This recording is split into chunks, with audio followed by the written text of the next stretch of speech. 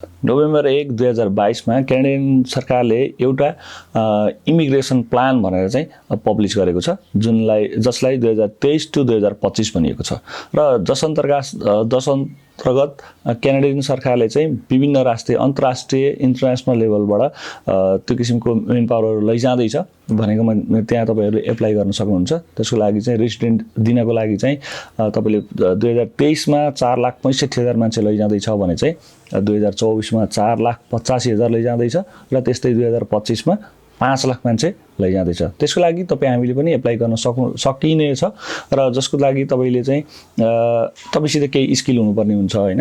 यतिकै त लेबरहरू क्यानाडियन सरकारले नलैजाला, तर विभिन्न किसिमले जब पोस्टहरू त्यही अनुसारले पोस्टहरू निकाल्ने छ।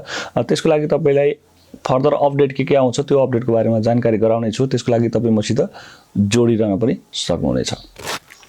हेलो नमस्ते, म कृष्ण ढकाल। स्वागत छ तपाईलाई मेरो च्यानल किड्स अफ नेटवर्कमा। आज मैले तपाईलाई चाहिँ क्यानाडाको सटिक न्यूज, लेटेस्ट न्यूज पछि युकेले पनि एउटा नयाँ वेबसाइट चाहिँ लन्च गरेको छ। भनेको मतलब युकेले पनि तपाई लेबर सर्टेजकै कारणले गर्दा आधिकारिक गभर्नमेन्टको वेबसाइट चाहिँ सार्वजनिक गरेको छ र त्यसमा युकेमा जति पनि लिस्टेड कम्पनीहरु छन्, जति पनि कम्पनीहरु छन्, तिनीहरूले त्यो वेबसाइट मार्फत नै प्रक्रियाहरू पुर्याएर चाहिँ पोस्टहरू चाहिँ त्यसमा अपलोड गर्नुपर्ने हुन्छ, राख्नुपर्ने हुन्छ र तपाईले त्यो पोस्टमै भएको पोस्ट अनुसार त्यसमा भएको जब अनुसार नै तपाई हामीले एप्लाई गर्न सक्नुहुन्छ। र त्यसमा तपाईले हेर्दै गर्दा चाहिँ तपाईको त्यही युकेमै बसेकाहरूले पनि, जस्तै स्टुडेन्टमा बसेकाहरूले पनि एप्लाई गर्न सक्नेछन् र बाहिरबाट पनि तपाईले एप्लाई गर्न सक्नेछन्। र नर्मली भन्दै गर्दा भिसा स्पोन्सरशिप लेखेको मात्रै हामीलाई काम लाग्यो, हामी यहाँबाट नेपालबाट एप्लाई गर्दै गर्दा अथवा युके भन्दा बाहिरबाट एप्लाई गर्दै गर्दा भिसा स्पोन्सरशिप भएकोले मात्रै जुन जबमा भिसा स्पोन्सरशिप छ त्यसले मात्रै एप्लाई गर्न पायो।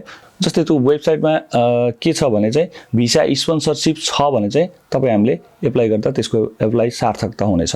त्यसले गर्दा विभिन्न पोस्टहरू त्यसमा खुलाइएको छ। त्यसमा पोस्टमा तपाईले हेर्दै गर्दा तपाईलाई म साइटमा देखाउने छु।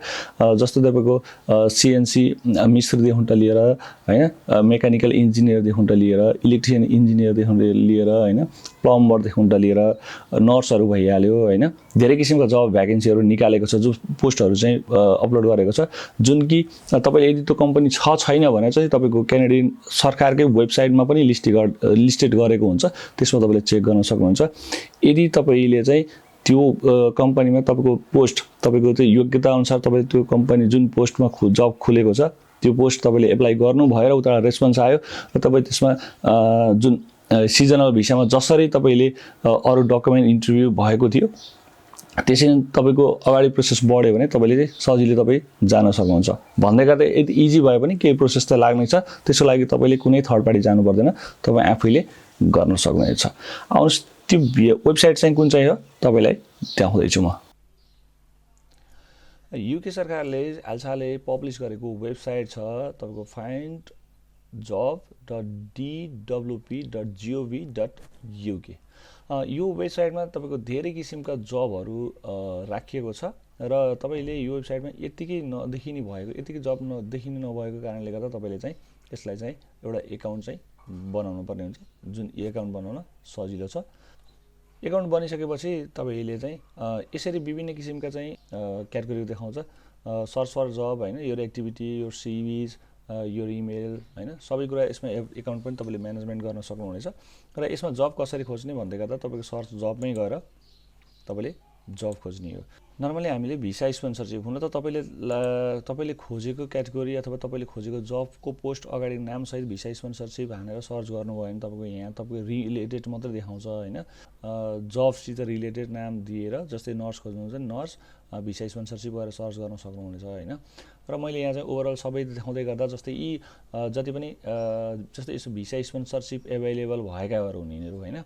जब तपाई यी सबैमा भिसा स्पोन्सरशिप छ तपाईले हेर्न सक्नुहुन्छ। जस्तो अटो इलेक्ट्रिसियन हैन, फिस प्रोसेसर, सबै इलेक्ट्रिसियन, डिजाइन इन्जिनियर भनेको छ हैन, मेकानिकल इन्जिनियर भनेको छ, बिल्डिङ सर्भिस भिसा स्पोन्सर यी सबैमा छ। तर सबैमा छ भने मतलब तपाईले यस्तो हेर्दै गर्दा चाहिँ जस्तै यसलाई टियर 2 भिसा नै दिने रहेछ यसमा चाहिँ हैन।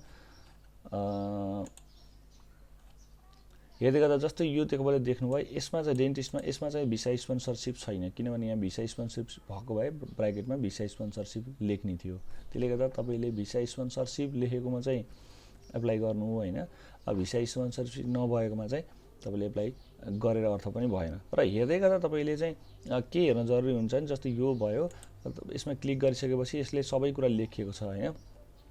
यसको पोस्ट डेट चाहिँ तपाईँले अक्टोबर 1 मा चाहिँ यसले चाहिँ यसलाई मेन पावर चाहिएको रहेछ र यसले चाहिँ सबै कुरा जस्तै यति घन्टा काम गर्ने होइन, कुन ठाउँमा काम गर्ने सबै कुरा लेखेको छ र भने तपाईँले सबै कुरा हेर्न सक्नुहुन्छ। र हेर्दै गर्दा तपाईँले एप्लाई पनि गर्न पाउनुभयो होइन। जस्तो तपाईँले यसरी यो हेरिसकेपछि यो कम्पनी जेन्युन छ छैन र यसले चाहिँ भिसा स्पोन्सरसिप गर्न पाउँछ कि पाउँदैन भनेर चाहिँ युके सरकारले चाहिँ अर्को आधिकारिक वेबसाइट राखेको छ, जसमा तिनीहरू यदि यिनीहरू लिस्टेड छन् भने यिनीहरू फेक हुँदैनन्, यिनीहरू जेन्युन हुन्छन्। र तपाईँले यसमा तपाईँले आफूले एप्लाई गरेर तपाईँको स्किल देखाएर र रेस्पोन्स गरिसकेपछि तपाईँले चाहिँ सिजनल भिसा हिसाबले तपाईँ जान सक्नुहुन्छ। र ती कम्पनीहरू यी जस्तै स्पोन्सरसिप गर्नको लागि चाहिँ तिनीहरूलाई एलाउड गरेको कम्पनीहरू यहाँ यसरी युकेले यसरी लिस्टेड गरिदिएको छ, कुन कुन सिटीमा छन् होइन, कन्ट्री कुन हो, तपाईँको टाइप के हो होइन, स्किल वर्कर अब त्यो के सम्बन्धित चाहिएको भने सबै कुरा चाहिँ युके सरकारले आधिकारिक रूपमा यसमा राखिदिएको छ भनेको तपाईँले पनि डाउनलोड गरेर हेर्न सक्नुहुनेछ।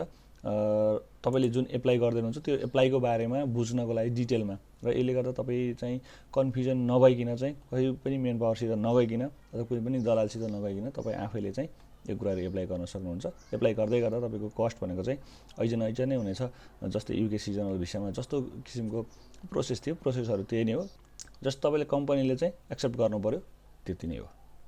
आजको भिडियो अन्तिमसम्म हेरिदिनु भएकोमा धेरै धन्यवाद। कस्तो लाग्यो, केही सुझाव र प्रतिक्रिया छन् भने दिन नबिर्सिनु होला र मेरो भिडियोमा जोडिराख्नु होला। धन्यवाद।